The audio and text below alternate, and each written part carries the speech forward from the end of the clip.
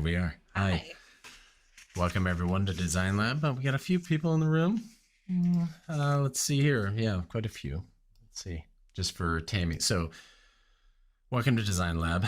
This is your ongoing training for an array of design and illustration, scientific illustration needs for the Gladstone community, something like that.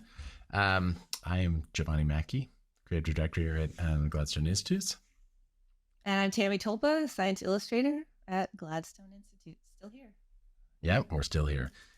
So a couple of things are going on. One, I've got some weird, it's always something.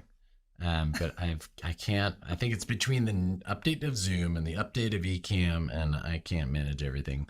But background is blurred out, and I can't even disable that. I don't have blur my background on. Whoops.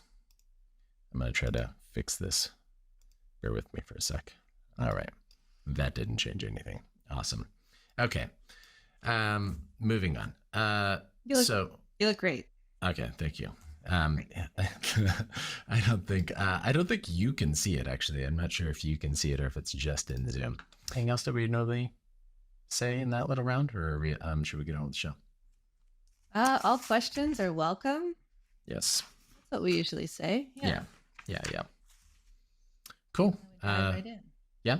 So let's do that. Tammy, what do we have going on today? Accessibility. I know that much. Yeah. I love that this part's my job. Yeah. Accessibility, which is a huge topic. So we're kind of just talking about document accessibility.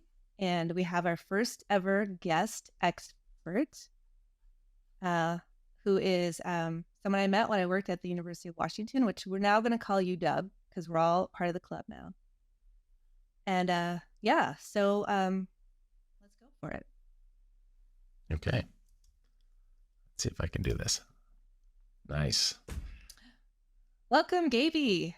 Hi. Welcome. Hi, Tammy. Hi, Giovanni. Thanks for asking me to be joining you today.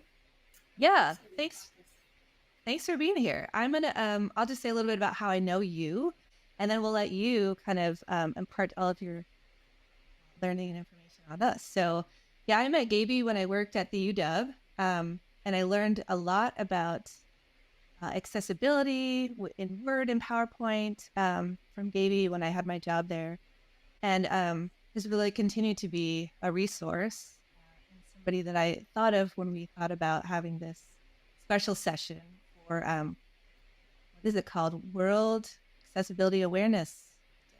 Global Accessibility Awareness Day. Yes. So I learned so much from you, and I'm really happy to have you here today to kind of help us level up our skills and get to know a little bit more about accessibility. Yeah, I think I just wanted to add that I think that Tammy and I have been talking about accessibility and accessibility features, and we had so many conversations, I think, where we were talking about Word and working in Word and PowerPoint, and you were just like, yeah, and that's great for accessibility. And I was like, oh, that's cool. But I didn't really, you started like, sharing with me like, oh, there's all these built-in features, and they're all for, they're not just for those edge cases, and how, I think we all know that it is important to be more inclusive, and I think that fits directly in line with the values of Gladstone. So we thought, heck, this also is really a design problem, and the way that you're using applications. So all the pieces kind of came together, and that's why I think we stumbled into this, and why we asked you to come on. Yeah, so I guess tell us a little bit about yourself, and then let's go into your presentation. Yeah, well, let's see. I am a document accessibility specialist, and I've been working in the field of technology and disability for about 22 years now. Most of that time has been at the UW. I've worked all over the state of Washington, with working with different folks with different disabilities and providing assessments for them. Currently I am enjoying a position at UWIT at Accessible Technology Services there. So that's a little bit about me. And yep. Should we continue on? Yeah, let's dive in. You're going to share screen and you're going to walk us through a couple things, right? So let's let's move that. Okay, sounds great. So I'm going to go ahead and advance a slide there. So this is going to be kind of our agenda for today. So I wanted to start off by providing a demonstration of what it's like for somebody who uses assistive technology to consume content. So I'll provide a demonstration of what it's like to consume inaccessible content, and then we'll kind of compare and contrast that to listening to a screen reader announce accessible content. So you'll kind of see the difference between the two experiences there. And then after that, I thought I would cover the 4 principles of accessibility just to kind of give them an overall understanding of why accessibility is important, and how that can help everyone achieve equal access to information. And then I'll talk a little bit about overview of what should be included in accessible documents, and then we'll get into the specific techniques for creating accessible Word documents. All right, so I'm gonna stop right there for a minute, and I'm actually going to share a Word document here. And then I'm going to launch a screen reader program called JAWS. JAWS is an acronym for Job Access with Speech. And what a screen reader does is it allows an individual who may not be able to see the computer screen to interact with their computer without using a mouse. So they just use a series of keyboard commands. And so screen reader applications can be very, very powerful in helping individuals who may not be able to see the screen access information. So when I launch JAWS, it's going to sound very much like a computer-generated voice, and that's because it is. So what I invite you to do is just kind of listen to the content and see what you get out of it. So we're going to listen to an inaccessible document right now, and that's what we're looking at the screen. So I'm going to launch JAWS. Introduction to Physics course syllabus. Textbook. Our sole text for this course will be Introduction to Physics, 2nd edition, authored by the instructor. Course objectives: to offer students exposure to basic principles of physics, to provide students with rich, thought-provoking discussions during lecture sessions, to provide students with experiential learning opportunities during laboratory sessions. Class schedule: week topic reading assignment 1, course introduction, chapter 1-2, inertia, equilibrium, kinematics, chapters 2-3 Newton's laws, vectors, momentum, energy, chapters 4-7 matter, elasticity, scaling, chapters 8-105 wave, kinematics, sound, electricity, magnetism, induction, chapter 11-156 light, reflection and refraction, emission, chapters 15-187 review, final exam. Grades will be assigned on the 10-point scale. Left parent 90 to 100 is an A, 80 to 89 is a B, etc. Right parent. Homework, exams, and projects will be weighted as follows: homework, exams, projects 1-2 final, 1-2 final, 15%, 15%, 15%, 20%, 10%, 10%, 15%. C program es également disponible en français sur demande. All right. So Wow. all the information is there for this particular syllabi, but it's really difficult to understand, what's going on here. For example, could you tell me what the reading assignment would be for week 3? And we can look at the example here. We can cheat. No formatting. Right. Yeah, you could cheat. But it's not very easy to figure out what's going on there. So let's take a look at a different document that actually does have some formatting, and we're going to see how JAWS announces this information. So you can see visually, it's a lot easier to understand and consume the information, right? So how does a screen reader announce this kind of formatted text? So let me go ahead and I'm going to start the demonstration. Accessible University image 3.29 inches wide by 0.675 inches high in line with text. Heading Level 1 Introduction to Physics course syllabus. Heading Level 2 textbook. Our sole text for this course will be link Introduction to Physics 2nd edition authored by the instructor. Heading Level 2 course objectives. Level 1. Bullet to offer students exposure to basic principles of physics. Bullet to provide students with rich, thought-provoking discussions during laboratory sessions. Bullet to provide students with experiential learning opportunities during laboratory sessions. Heading Level 2 class schedule. Table 1. Non-uniform table. Week. Topic. Reading assignment. 1. Course Introduction. Chapter 1. 2. Inertia, Equilibrium, Kinematics. Chapters 2-3. 3. Newton's Laws, Vectors, Momentum, Energy. Chapters 4-7. 4. Matter, Elasticity, Scaling. Chapters 8-10. 5. Wave Kinematics, Sound, Electricity, Magnetism, Induction. Chapters 1-1-15. 6. Light, Reflection and Refraction, Emission. Chapters 15-18. 7. Review, Final Exam. Out of table. Heading Level 2 grades. Grades will be assigned on the 10-point scale. Left parent 90 to 100 is an A, 80 to 89 is a B, etc. Right parent. Homework, exams, and projects will be weighted as follows: homework, exams, projects 1, 2, final 1, 2, final 15%, 15%, 15%, 20%, 10%, 10%, 15%. Ce programme est également disponible en français sur demande.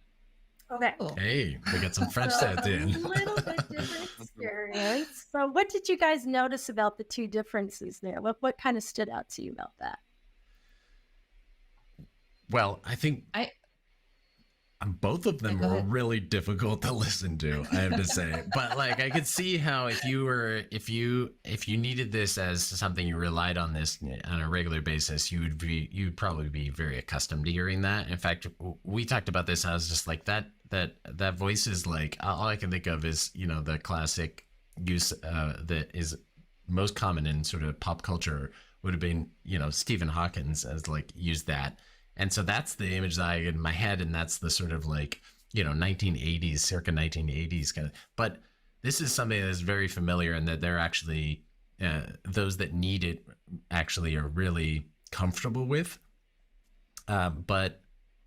So if you kind of set that part aside, I definitely was picking up on those cues about the scale and size of things, and or the heading and like the calling out of the styles for each one, which I guess would give me an indication of a hierarchy there, right?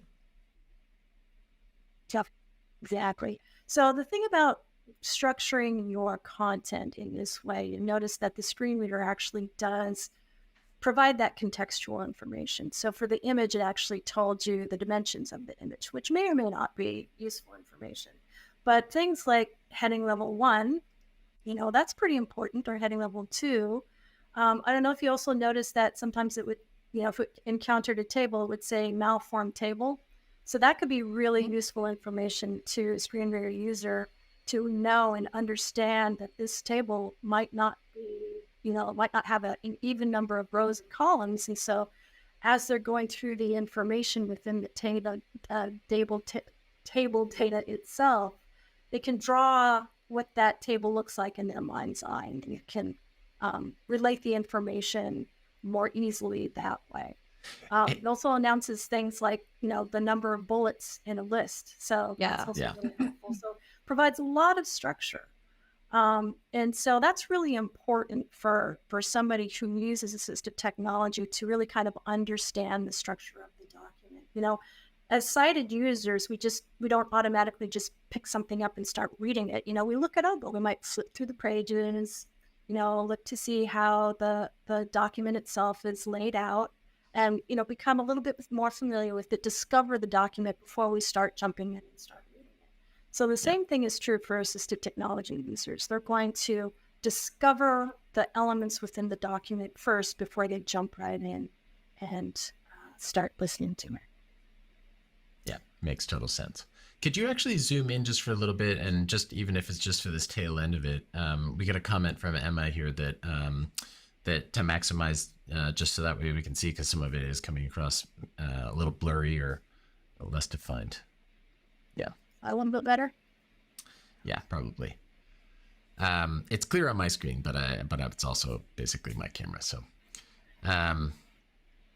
yeah, that's I mean, definitely. And then the very last part, like we said, you got some French in there, so it actually recognized that text and actually spoke it in the language, in the native language, rather than it was. I think it tried to pronounce it in English. Was that what it was doing before? Yeah, that's a good point, Giovanni. So if the user has multiple languages installed to work with their screen reader, they can listen to different languages in the appropriate language that it was meant to be announced in, rather than with a horrible American computer English dialect. So it actually pronounced it in French. So, Yeah. and it could do that on the fly. It did that automatically without me having to make any changes or anything like that. So as long as the document is formatted accurately, then the screen reader is going to announce the content in that manner, which is really, really helpful. All right. Yeah, that's very cool. So any other questions or comments on that before moving on? All right. So wanted to talk about the 4 principles of accessibility. So these apply to not only digital documents, but this also applies to web pages, video, any kind of digital content that somebody with a disability might be able to access using either a computer, a laptop, or a mobile device. And these principles guide the success criteria that conform to specific accessibility standards for web content, but they do also apply to electronic documents as well. So a key objective of these guidelines is to ensure that content is directly accessible to as many people as possible, and that it's also capable of being repurposed in different forms to match different people's sensory or physical or cognitive abilities. So the first principle is perceivable. So is the information presented to users in a way that they can perceive? So for example, are there text alternatives included for visual content? Or for folks who may not be able to hear audio, are captions available? Or maybe for individuals who can't see video or hear audio, is this transcript available? So those kinds of examples. The second principle is operable. Can a user easily navigate around a document, and can they find the content? Is it clear to them where they are within that document? And is functionality available from a keyboard? So can they tab to where they need to be? And it's also important to be aware that content doesn't cause seizures for folks who may have photosensitivity. The third principle is understandable. So, simply is the text readable? It doesn't make sense. Can the user understand how to use the interface in which they're viewing material? And does it behave in predictable ways? So are users prompted to avoid and correct mistakes? So those kinds of things. And then finally, the last principle is robust. Is the content robust enough that it can be interpreted reliably by a wide variety of current and future tools? All right, so quickly wanted to take a look at an overview of what should be included in an accessible document, and that may help with developing your content. And many accessibility standards relate to content styling and layout. But for usability, logical structure, it helps paints that clear picture in the user's mind that I talked about earlier. And this really is achieved by using navigation elements such as table of contents, heading levels, lists, so forth and so on. And another important thing is descriptive body copy. Sometimes it's overlooked, but that really plays a significant role in accessibility. So content should describe the supporting materials, such as tables or any images that are included in documents. And that really sets the framework for meaningful alt text for images that is short and to the point. Does that include like linked content rather than say click here or something like that? Yeah, you want to be more specific as to where that content is going to go, because click here. So screen reader users, they can call up a list of links, right? And if all of your meaningful links say click here, click here, click here, then that doesn't really give the user a very good understanding of where that link is going to is going to send them. So being very precise and meaningful about that type of interaction. So finally, a predictable user experience, that's very, very important. Relationship between headings and paragraphs, figures and graphs, and page structure. And that allows the reader a bunch of different ways to navigate a document reliably. So you want to have those elements in place, such as heading levels, as that really creates a predictable pattern for users to navigate by. So that's all I have. And thank you for coming. No, I'm just kidding. So now I'm going to hand it over to Tammy, and then we're going to do some live demonstration of actually how to perform some of these techniques that we were kind of talking about. We're kind of alluding to, like smart links and heading levels and alt text and things like that. So we're going to get a little bit more into that. Yeah, for sure. Yeah, and this part I'm obviously I was excited about this because I wanted to jump in it sooner, but but you're also going to be Tammy. You've been in preparation for this. You've been sort of building out a more formal sort of template. We've been calling it a template, but is it? I don't know if it's a real template for everything. It's a better framework to start out if you're building out a document, right? Because you're going to be set up with some of these stylings. They're going to be more in keeping with Gladstone's sort of brand and all of that. But what else, Tammy? Tell us about that. Yeah, am I ready to share my screen? Yeah, when you are. Okay, we looking. All right. Yeah. So oh, reminder quick, just because of the comment from Emma, if at all you could maximize or make sure to keep the text is maximized as much. I think you're looking about as good as you have everything kind of full, and you do need to see a lot of those side elements, but just a reminder about that. Mm-hmm. Yeah, I can zoom in more if we want to. So we created right now we're looking at a demo document that I'm going to use. We're going to apply a bunch of those principles that Gaby talked about, the hierarchy, the structure, some of those things that are behind the scenes that really matter for accessibility, but also, as Giovanni and I would like to say, they also matter for every user, and they give you a lot of benefits for people who don't need assistive technology. So yeah, let me open that. So it's a template per se. It's a basic document template that's got all these things built into it that you can use for all sorts of documents that you're going to make. And so we've got a demo one right here. I think the key difference really is that it's the same as you might open up, like, when you open up a document in Word. But the bonus here is that those styles that come in, you got your ribbon elements up there, and that's where you're probably, until you open up this styles pane, you're not necessarily going to see this on the right hand side. But those ribbon elements, when you have the theme and the colors and and the font choices, those things we've already sort of preset those. So then you can use this as a starting point, and then there's less of that doom scroll of of styles and fonts to choose from that Word breaks in there. We've culled that down to just more of a necessary set.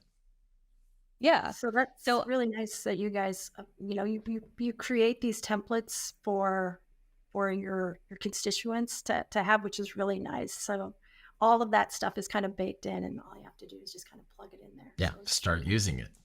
So it's Tammy, start using it. Yeah. So let's go back to our demo document. And I just want to point out a couple things, and then we're going to copy and paste this into our template, and we're going to see all the magic happen. And so Giovanni and Gaby both feel free to start or chime in as I'm doing this.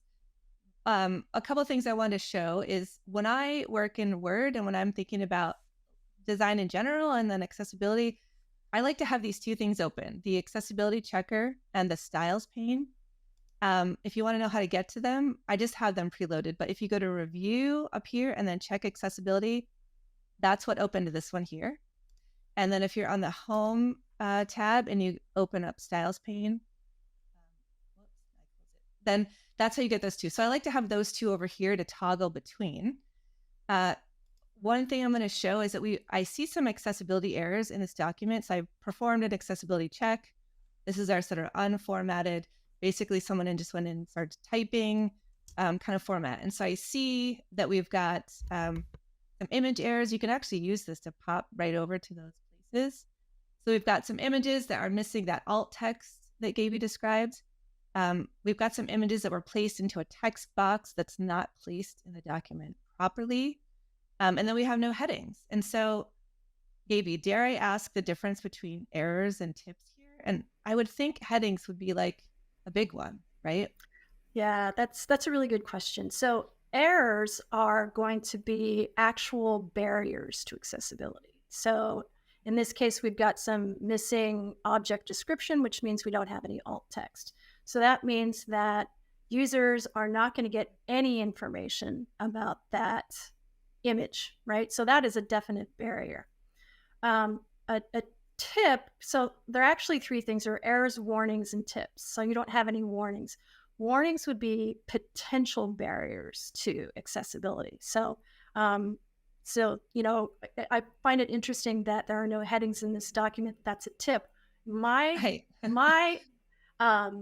opinion on that is that should be a warning. It's not an error because it doesn't really prevent the information from being presented to the user, but you know, it doesn't enhance the experience at all. So I would consider that more of a warning. So it could be a potential barrier to accessibility, and tips are just things to increase the accessibility of your document. So that's kind of how they pan out that way. Great. Thank you. And I've seen like low contrast in text appear down here, I think, as warnings too. We don't have that here, but I have seen that before. Yeah, color contrast. Yeah. Another thing I want to point out is if I were to look at this, you know, it looks good. Like I can clearly see there's a title. I can see that I have some headers. I've got some body copy. You know, I've got that image. Oops, I've got a list.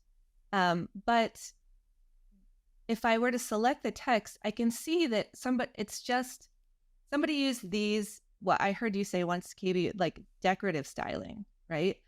So they changed the font, maybe the size, maybe the boldness over here. And so on appearances, we have a hierarchy, but we don't have that architecture behind it because we haven't used the proper heading styles that you mentioned when you talked about the principles of accessibility. So, you know, it's important to notice that this still looks pretty decent, but it isn't making use of the tools in Word that for many reasons are much more of a best practice to get into the habit of using. Accessibility is definitely one of them, right? But if I select anything and I go over here, I can kind of explore what style it's using, and I can see really clearly that it's not making use of any of our headings. Yeah, in fact, you can see in that current style, it's explaining exactly how it's been overridden. There's actually a great little function. If you click on that little toggle, that little check mark, it says show direct formatting guide at the bottom there. Then you can see where sort of all of these little local overrides are happening. And that's kind of I like to use that actually at the end to make sure that I've sort of removed as many of those and that I don't leave any of those sort of behind, because those can start to trip you up when you're trying to clean up a document. Yeah, and remind me to show those on our cleaned up document, because it is pretty enlightening to see how that plays out. Yeah. Something else I like to do is I use this button here to toggle on and off the returns, and I can see that there's a lot of returns in here to create space, which I really appreciate. But if you use proper styling, you will have space already built into it, and you won't need these returns. And in fact, sometimes it can get really problematic if clearly project narrative was intended to be on a next page.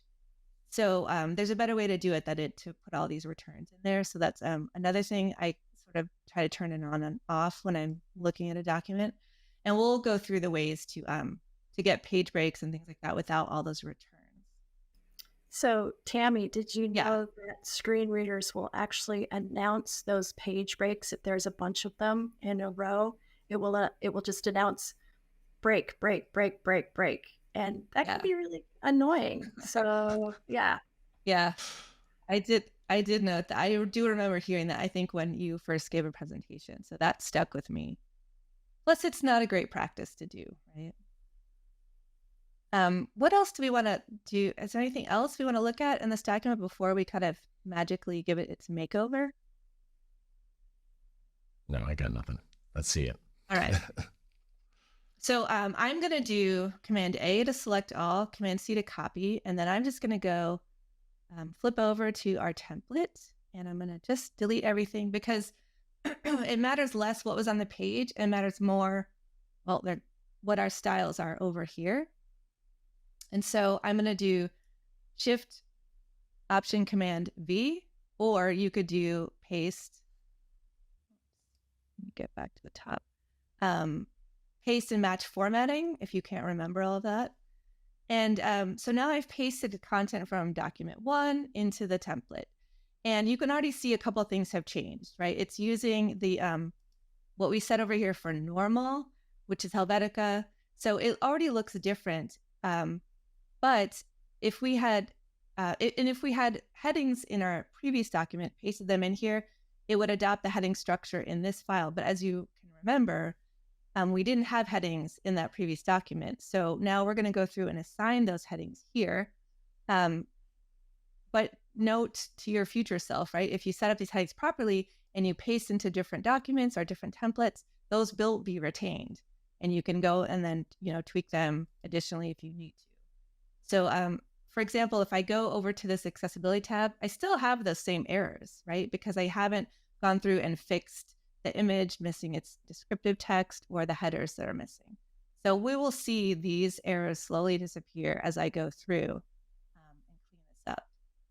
And so I'm gonna show those returns again, and I'm gonna sort of work my way through this document, and I'm gonna invite Gaby and Giovanni to sort of chime in as I go through this. So this is let's call this grant proposal. So one thing you'll notice is that I assigned that heading 1. I did not use title. And this was the biggest bummer for me when I started learning this, because I want to just assign it title. But for accessibility, it actually starts with heading 1, and then that's it. There's like heading 1 in your entire document. Everything else starts with heading 2 and just goes down from there as you build the structure of this document. Actually, where you want to place your title is if you go, let me do that again, File, Properties, you'll get this dialog box. And then if you go over to Summary, this is where you want to put your title. You could fill in any other metadata here if you needed to. I'm just going to do that for now. So that took care of the title of our document. And then this is our heading 1. And then now I'm just going to go through and I'm going to assign a bunch of different headers. This would be heading 2. And I'm going to get rid of those extra spaces. Go ahead. As you're going through this, I was just going to add that title as a style preset. When you had said that to me, I was like, "That you got to be kidding me!" Because I know that functionality, Word is also built in other kind of functions around that for precisely the same reason and rationale that we want to apply heading styles to everything. But the fact that that doesn't actually port over or is compatible with accessibility features is just mind blowing. It's like, come on, yeah. Office, yeah. Can we get an update to fix that? Because that just doesn't make any sense at all. Yep, yeah, I agree. It's kind of important to know that Word is actually a word processing program. It's not a layout program. And so it's kind of been adapted over the years to imitate a layout program. And so so that's why, a lot of people have kind of learned, not great habits for creating accessible content. So I'm just going to go through and I'm just cleaning it up while you're talking. There's a couple of not great habits like the multiple returns, the underlining of text. Yes. Yeah, those are all typewriter conventions, right? Those are things that we had to do on a typewriter because we didn't have different character styles and we didn't have paragraph spacing or variable paragraph spacing. Yeah. So lots of things. Another example of like decorative styling over here. I want to promote this to be another heading. So this was heading 2. So I want to make this heading 3. And I should say, when you are going through your heading structure, you have to go in order as you, is it would ascend or descend? You have to go heading 1, heading 2, heading 3. You can't skip. You can't go from 1 to 3 or 1 to 4. When you're going down, if you're going up, you can skip headings, but the structure, you cannot skip headings when you're going down. It won't make sense. And then you'll get errors. And I had asked this because you can't go out of order too either, right? You can't start with like a heading 4 because that's less emphatic, but it's a kind of a heading thing, and then go into heading 2 and then 3 and subsequently. You can't, it should be going and as you said, sort of descending order from the top. Yeah. Yep. Yeah. So when you think about if you're designing your headers, you know, and if you want them to be certain colors or certain treatments of type, you got to think about like the order, because that's the order that you have to use them. Yeah. And so this right here is a bulleted list that, and I got a question for you about this, Gaby. So it was assigned as a bulleted list here. I know that the better practice is to use this one. And it doesn't look a lot different, and it still has this selected, but I know I'm using the proper style that's going to give us sort of that structure behind the scenes. Right? Yeah, exactly. That's a really good point. So even though you have the bullet maker builder that is, up in the ribbon there, the more correct way to assign those bullets is actually using the styles pane, because again, it provides those anchor points that screen readers use to announce the information with proper context. Yeah. So I'm just going to keep going through, and I'm replacing all these that would say normal plus the decorative styling with these actual headers here. And I'll try to do this quickly so we can get moving. And then we talked, Giovanni and I talked a little bit about the difference between character styles and heading styles. And so something like this, where they've added a little italics for emphasis, how does that work with a screen reader? Should we be using something like strong over here or emphasis? So yeah, that's a really good question, and it really kind of depends. So yes, you should be using anything that you can use for paragraph styles in the styles pane. You should be using instead of the decoration that is included, in the ribbon there. But ironically, it kind of depends on the end user and how much verbosity they want to hear when information is announced to them. So they may have the verbosity turned all the way up so that it will announce things like, oh, this is an italicized phrase right here, or this is bolded, but usually not, because that could be it could be too much information sometimes. So the end user has the ability to kind of dictate the level of granularity as to what types of formatting is included in a document itself. But again, use that styles pane to create that instead of the decoration. Yeah. Yeah. There's I think most of what we've laid out here, or Tammy, you've built out is paragraph spacing, but there are some instances where, you do want to have those target.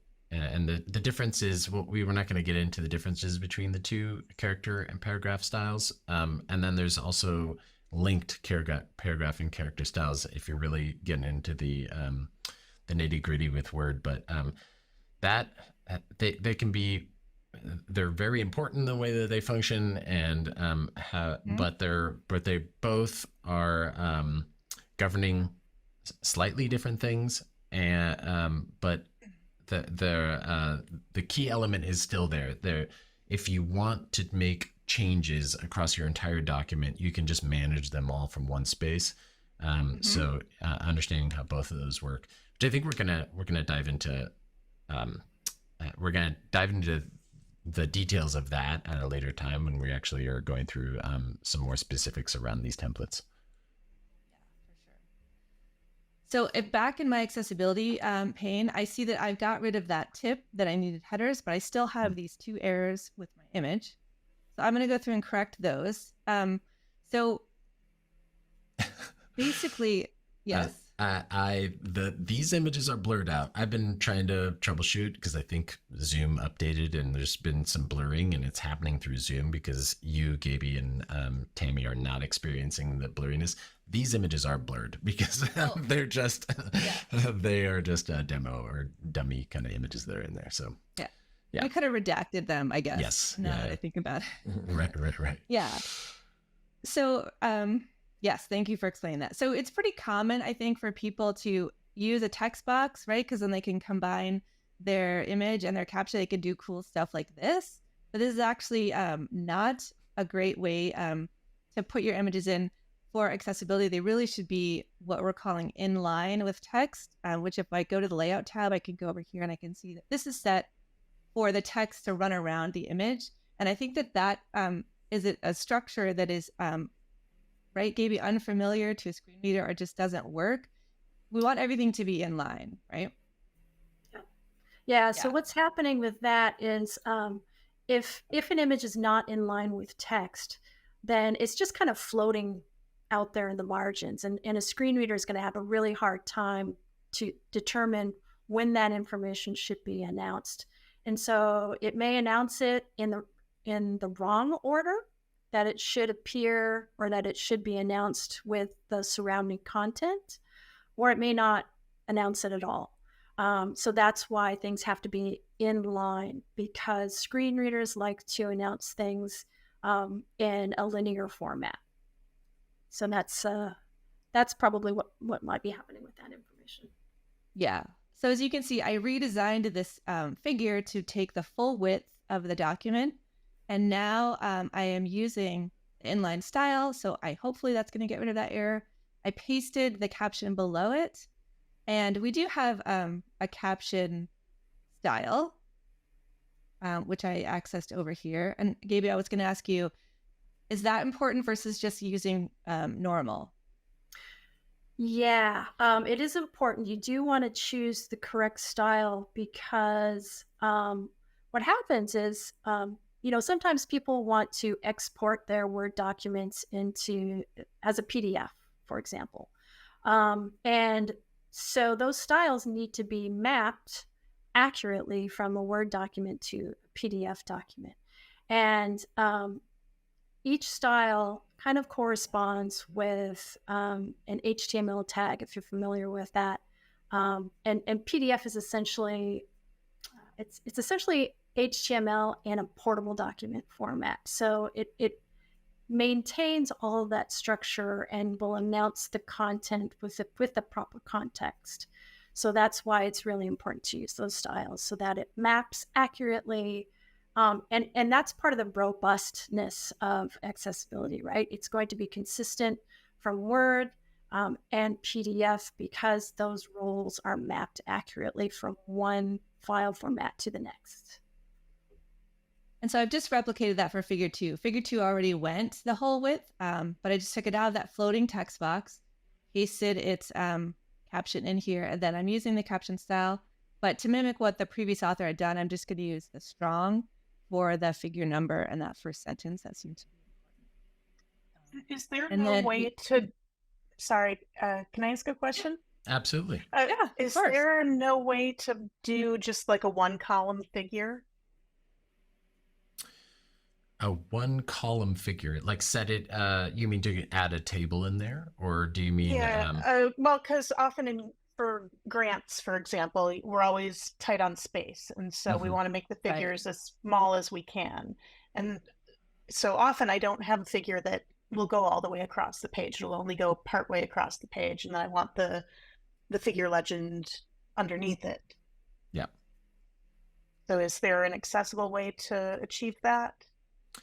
So the solutions that we came up with here are sort of like I mean, these were all the issues that we came across, and I think Tammy resolved them, or was able to resolve them pretty cleanly. I don't these aren't, you know, I don't think these were ideal scenarios, but they're certainly you have to apply a little bit of creative problem solving on it. In this scenario, it was in a rearrangement of the figures. So instead of stacking the 2 by 2, it's just laying them out 1 by 4.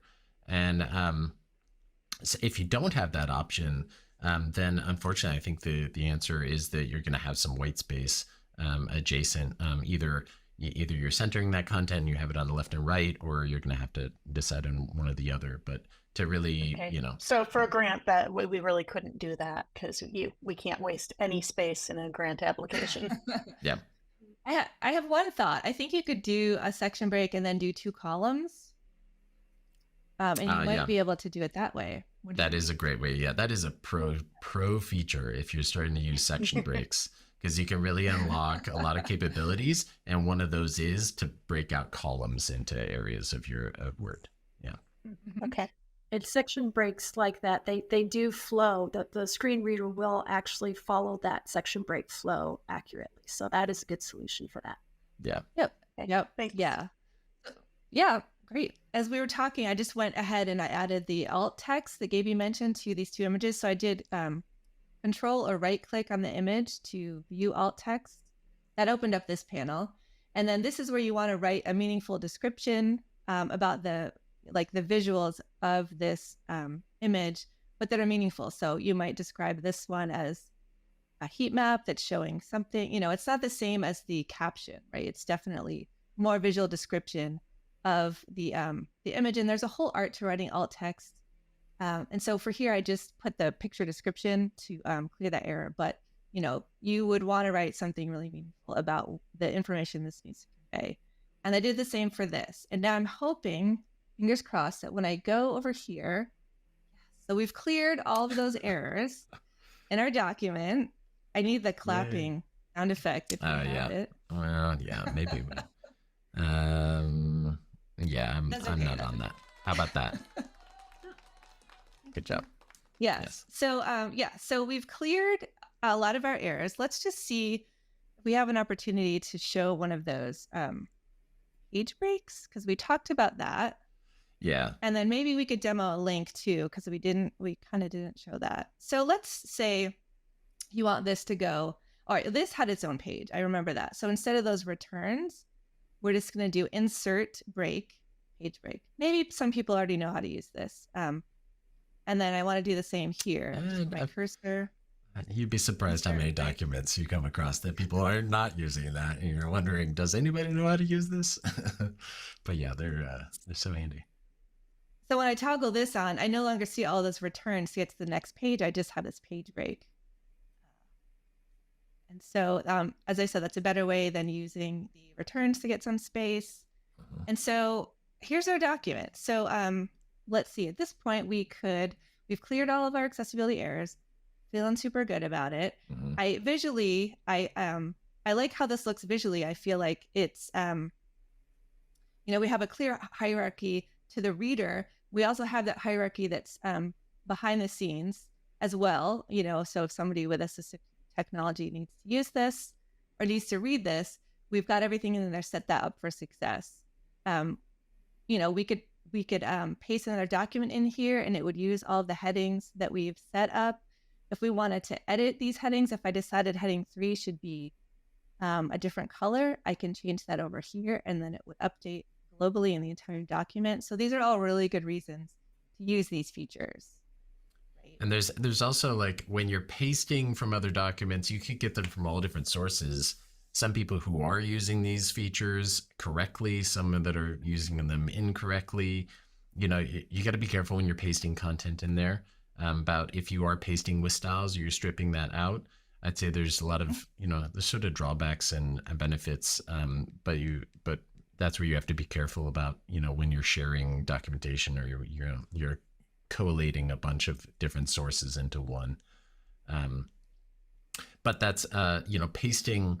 And what's that option again? Pasting and with edit, paste and match formatting. and match formatting. That is the beauty of it, right? Like that is the dream when somebody has used all the same styles and then you are just bringing it in, but you wanted to match your formatting. It all just maps over like every one of those. And it's just like, that's just the dream. It's just chef's kiss. Yes, exactly. So, Could we get there? We have a little time. It's already 2:55. You want to go into the outline? Yeah, let's just show that because I think it's so cool. Okay.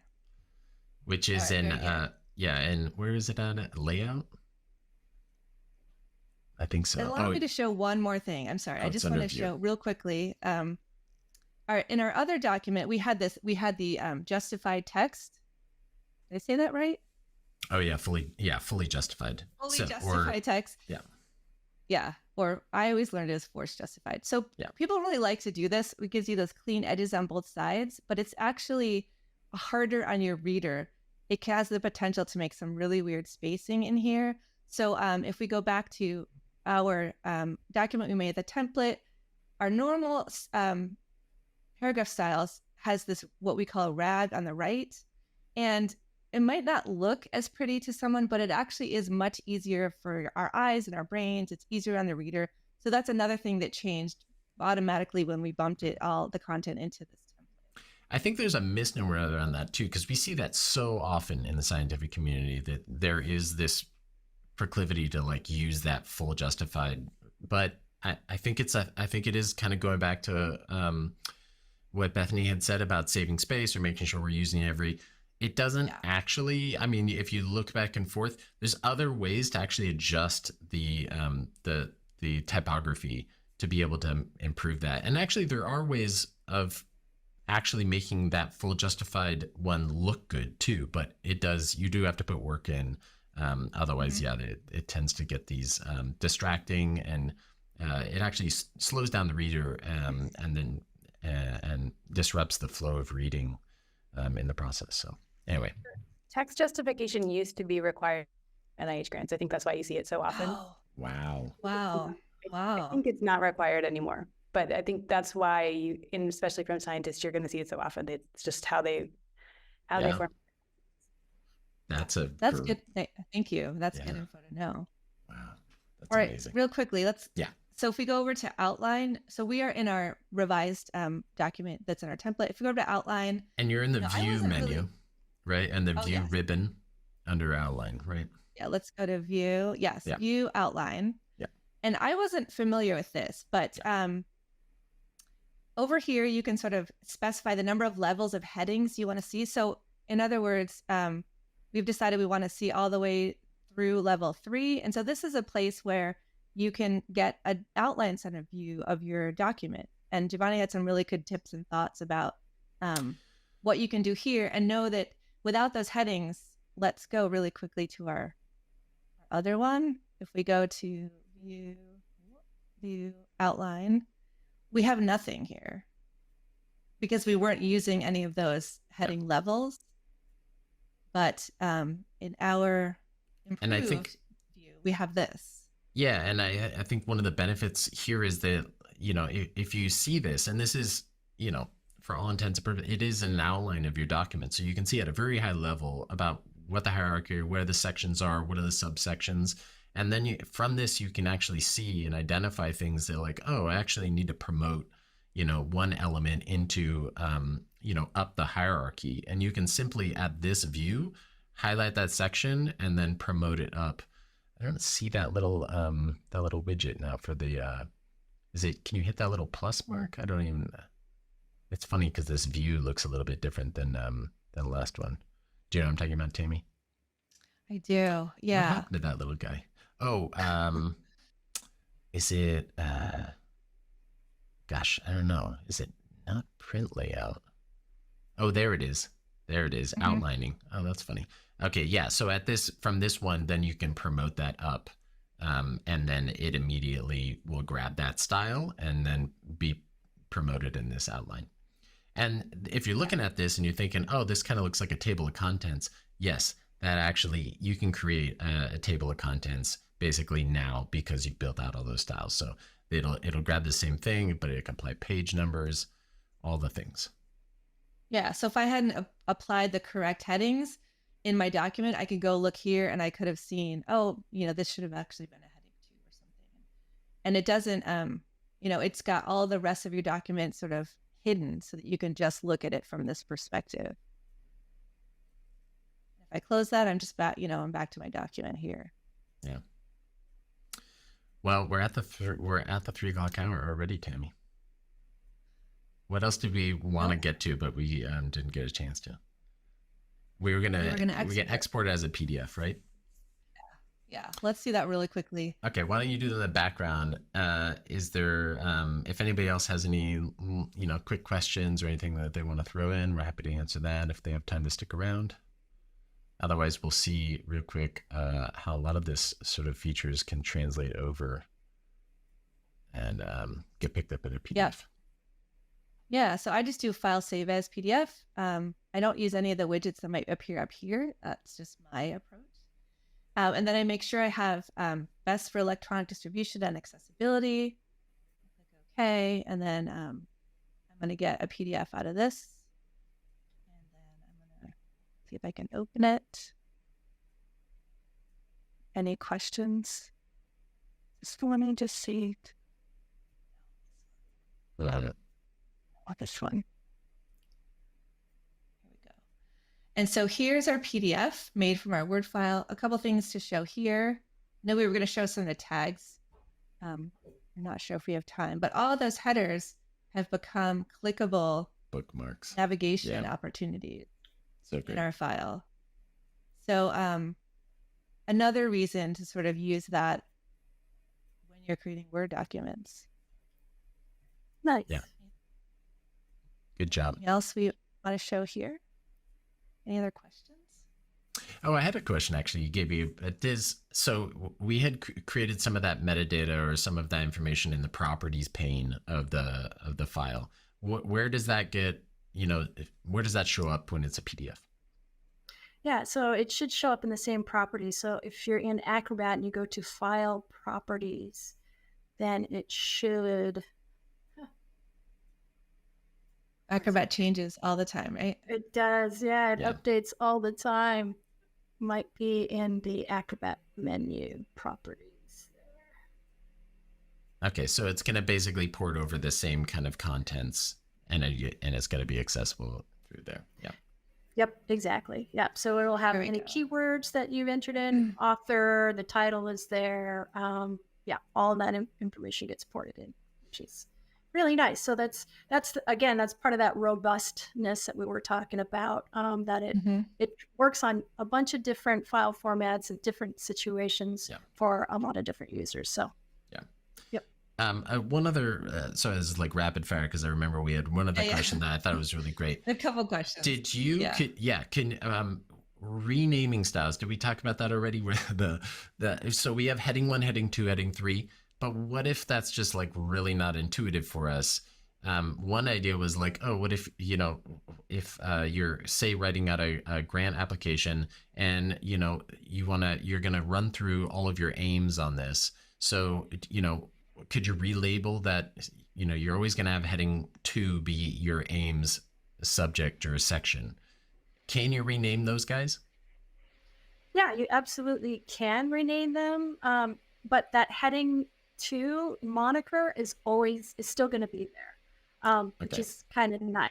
So so you can, if you just rename it something else and then you save it, then it still says too, but then it has that additional information, which might be helpful to your author. So that's kind of nice. And then if somebody else, if you open it up on somebody else's computer, they'll see that as well. It'll still have the heading level and then that additional information. Yeah, I think that's awesome because then, you can collaborate on a document. It's a bit more transparent and humanized language or things that are more familiar, intuitive for the collaborators, but then they can also appreciate, they're the screen readers over. Yeah, that's great. Oh, you tried to trick it there, Tim. I did, yes, because that bothers me so much. I tried, yes, but that is good to know, right? That we can sort of, because that was what one of our editors edited that, and it was a really good question that I didn't have the answer to Another thing I'll show real quickly is that baked into our footer, it will pull whatever you put in heading 1, the title, into the footer. And I know that some documents people work on will actually want you to not have a header and footer, and so you can remove the header and footer. But if you can use it, it's a nice feature that it'll pop your title into there. So no matter what this changes to, it will update down there. And I think that's a cool feature that Giovanni built into there. Yeah, that's a cool little dynamic field thing, which I don't even remember doing, but apparently I did. But there's so many. So yeah, this has been super great, and I hope people can come back to this and reference it again. Again, we're going to probably create some more documentation and or videos that are going to help people as they navigate through this. This is very much intended for a resource for people to come back and reference on a later date, because I know that I've learned from this really awesome instructor that we access through LinkedIn Learning. Her name is Gini von Courter. She has created these insanely great LinkedIn courses on long documents, creating templates. So I want to give her a shout out because that's where I learned everything. But as it turns out, these are all just best practices that also can add to the accessibility of documents, which is just a twofer. And I'm so stoked to hear and find out all about this. One quick thing I want to point out, I think it might have sounded like it was Bethany who had the question about a different way to handle the images. So you can see that I was able to rework that image, but this revised file is 9 pages. And then our original was also, it's 10. Our original is 10. So at least what I demoed here, I wasn't taking up more space than the original was. Oh, that's a good point. Yeah. So, but I totally understand that, and I'm very familiar with the fact that people are really pressed for space, and that is why they make some decisions that they make. And it makes me think too, because I think like I mentioned before, I alluded to, there's other typographic tricks that you can do to save some space that aren't necessarily just line spacing or just font size or point size. So yeah, something to note too for future episodes. Well, we've gone 7 minutes over. Should we wrap it up? Yeah, let's do it. Yeah. Okay. We actually don't. First of all, I want to thank you, Gaby de Jongh, about coming in and sharing with us all this information. Oh, I should switch over because we can to this view. All right. So, thanks for coming on. This has been really, really great. I've really enjoyed actually meeting with you and meeting you and meeting with you to go over all of this and the run up to this show. So, thanks so much for you taking the time to do this. Yes, happy to help. Happy to be here. Yeah. Thanks for asking me. I really appreciate it. Yeah, absolutely. Yeah, and I was going to ask what do we got going on next time, but I think we don't know what we got going on next time. So you'll just have to tune in to find out, or you'll hear about it in your email inbox. But otherwise, thanks for joining. We'll share out some links. We'll share out a template. We'll follow up with a YouTube video. I'm getting better at this, so this one will be published sooner than later. But yeah, we'll see you all next time. Thanks for coming in and hanging out. Design Lab. Bye. Thanks, Gaby. Thanks, Ian. Bye.